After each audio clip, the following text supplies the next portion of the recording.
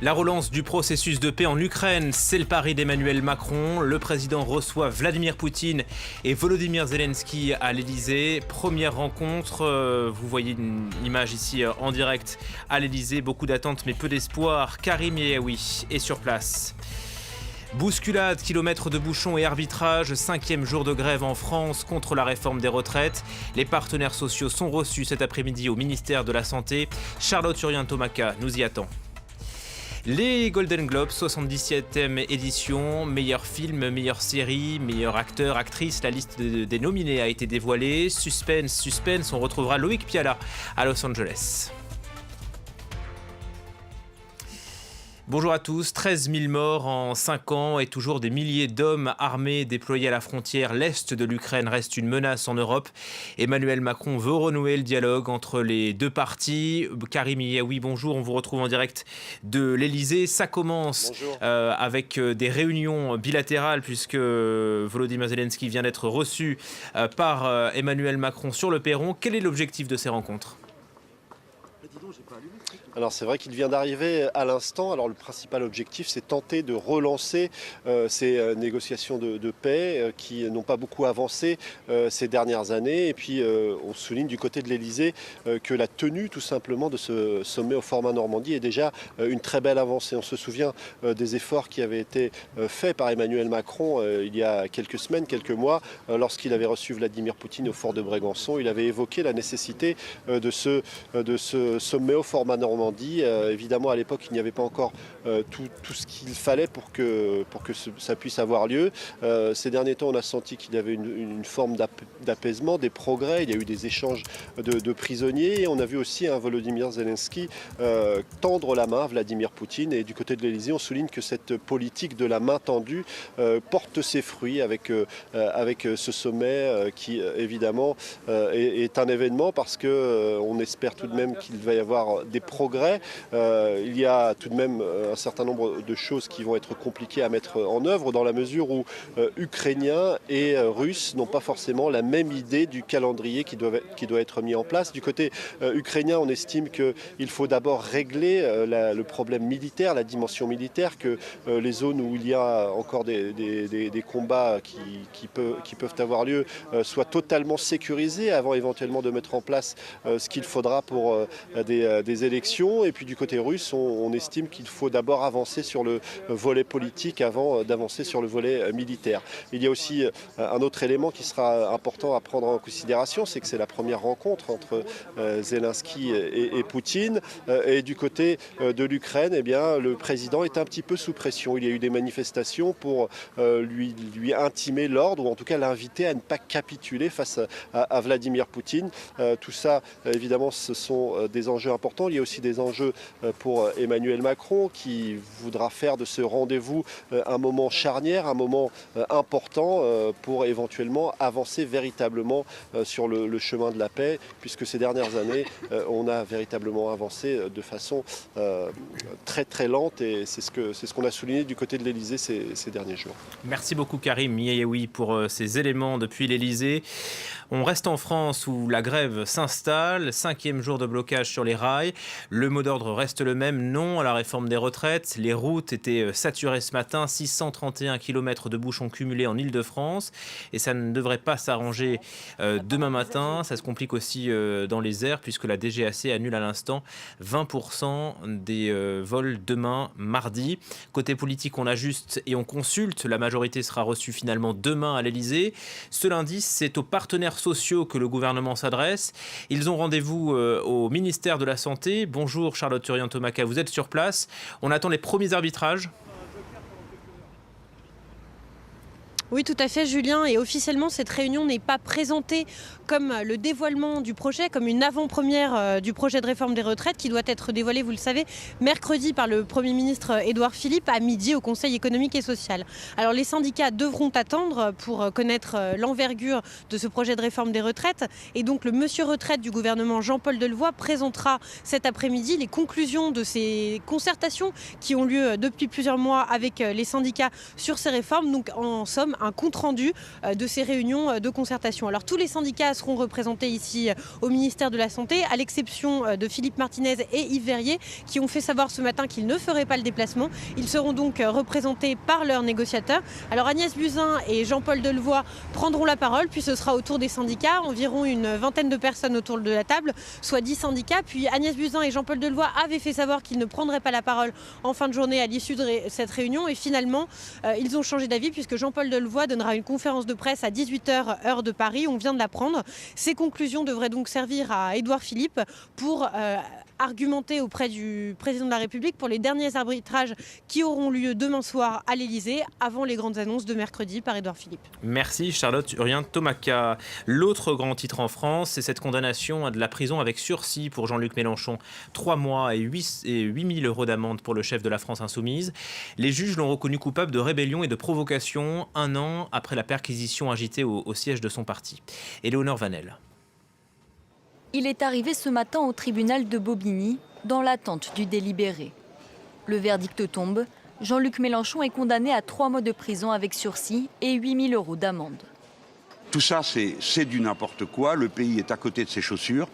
La justice, la police, tout ça a été instrumentalisé par le pouvoir politique dans des conditions telles que tout le monde se couvre de ridicule. Le leader de la France insoumise était poursuivi pour les incidents très médiatisés de l'an dernier. Il s'était alors violemment opposé à une perquisition des locaux du parti LFI. Vous êtes des policiers républicains. La République, c'est moi. C'est moi qui suis parlementaire. Poussez-vous de là, ouvrez-moi cette porte. Le parquet de Paris a enquêté sur les comptes du parti lors de la campagne présidentielle de 2017 et sur les emplois d'assistants d'eurodéputés. Allez, touche-moi pour moi. Touche-le pour qui? Dans le cadre de ce procès, Jean-Luc Mélenchon était accusé de rébellion, provocation et acte d'intimidation envers un magistrat et un dépositaire de l'autorité publique. Il risquait en théorie jusqu'à 10 ans de prison ferme et 150 000 € d'amende. Parmi les autres prévenus, le député Alexis Corbière a été relaxé. Bastien Lachaud, lui aussi député, a été condamné à 6 000 € d'amende. L'eurodéputé Manuel Bompard à 7 000 €. Ces derniers mois, le chef de file de la France insoumise a défendu la thèse du procès politique et a accusé le pouvoir de vouloir museler l'opposition. Les procès autour des biens mal acquis, d'abord celui de Théodoran Obiang, vice-président de Guinée équatoriale et fils de l'actuel chef de l'État. Il avait déjà été condamné en première instance à de la prison avec sursis. L'audience en appel s'est ouverte ce lundi au palais de justice de Paris. Le tribunal s'intéresse aussi à la fortune de l'oncle de Bachar el-Assad, Rifat el-Assad, exilé en France depuis bientôt 30 ans. Lui aussi est poursuivi pour détournement de fonds publics. Son patrimoine ici est estimé à 90 millions d'euros. La dernière ligne droite au Royaume-Uni, on est à 3 jours des législatives. Le Brexit, bien sûr, a monopolisé les débats, mais pas seulement. Le service de santé nationale est aussi au cœur de la campagne. Le NHS est au bord de l'implosion et tous les partis politiques rivalisent de promesses pour sauver le système. Reportage en Irlande du Nord, Hervé Amoric avec Enda Oloni. Les infirmières manifestent à Belfast. Leur salaire est plus bas que dans le reste du Royaume-Uni. Et 13% des postes en Irlande du Nord sont vacants. Nos infirmières ne sont plus en mesure d'assurer les soins des patients en toute sécurité. Elles sont si démunies que chaque jour, elles doivent déshabiller Pierre pour habiller Paul. Elles en ont assez. Les patients doivent parfois attendre plusieurs semaines pour voir un généraliste et jusqu'à 4 ans pour une opération. C'est la pire situation en Europe. L'Irlande du Nord a des problèmes spécifiques, notamment avec les listes d'attente. Nous devons changer de modèle et trouver une approche différente.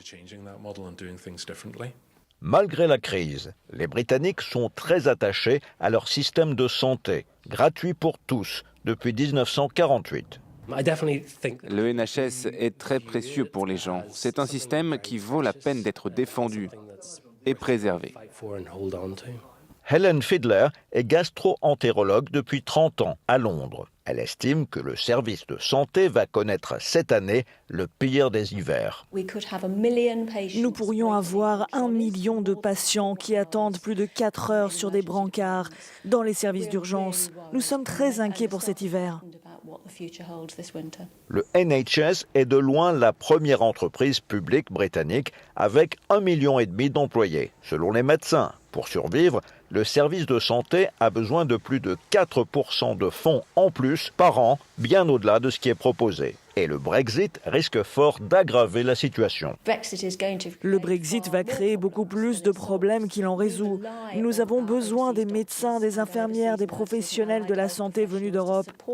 La crise de personnel que nous connaissons déjà va s'aggraver sérieusement et le Brexit ne nous apportera pas d'argent en plus. Le vainqueur des élections, quel qu'il soit, risque de faire face à une révolte des personnels de santé. La presse américaine a été réveillée aux aurores, mais c'est pour la bonne cause. Les organisateurs des Golden Globes ont dévoilé la liste des nominés. On retrouve notre correspondant à Los Angeles, Loïc Piala. Bonjour Loïc, qui a été retenu pour cette 77e édition. Bonjour. Alors vous le voyez autour de moi, il est très tôt ici à Los Angeles. C'est une habitude parce qu'on annonce les nominations à 5h du matin pour qu'elles soient commentées dans les émissions matinales sur la côte Est. Et dans ces émissions, on va forcément parler de Netflix. On le sait, le géant du streaming veut gagner des récompenses hollywoodiennes. C'est un objectif majeur en termes d'image. Et bien cette année, ce sera peut-être la bonne. Il est passé tout près l'an dernier avec Roma. Cette fois, il place 3 films dans la catégorie la plus prestigieuse, celle du meilleur film dramatique, une catégorie qui comprend 5 films. Et donc parmi ces 3 films, il y a The Irishman de Martin Scorsese. Il y a également Les Deux Papes avec Anthony Hopkins et puis Marriage Story de Noah Baumbach, ce qui donne vraiment de grandes chances à Netflix d'enfin gagner cette récompense tant attendue, une récompense remise par la presse étrangère d'Hollywood. À noter aussi que du côté des sites de streaming, il y a côté télévision, parce qu'on récompense aussi la télévision au Golden Globes, le show The Morning Show, qui est une émission, une série télévisée produite par Apple TV+, un tout nouveau service, et Apple TV+, donc qui déjà, après seulement 2 mois d'existence, place un film parmi les nommés au Golden Globe. Y a-t-il des films ou des programmes français sur la liste des nominés ? Et oui, c'est assez rare pour le signaler. 2 films français qui seront présents lors de ces Golden Globes. D'un côté, il y aura Les Misérables de Lajli, qui doit représenter également la France aux Oscars, mais également Portrait d'une jeune fille en feu de Céline Sciamma, un film que les critiques américains adorent, qui a déjà reçu plusieurs prix de la critique américaine à travers le pays. Et puis il y aura un autre Français présent lors de ces Golden Globes. On a l'habitude avec lui, c'est Alexandre Desplat, le compositeur, qui reviendra pour ses 77e Golden Globes le 5 janvier prochain. Ce sera pour la musique de Little Women, une nouvelle adaptation du roman Les 4 filles du Docteur March. Merci beaucoup Loïc Piala en direct de Los Angeles pour France 24. On referme ce journal avec vous. On se retrouve dans un quart d'heure. À tout à l'heure.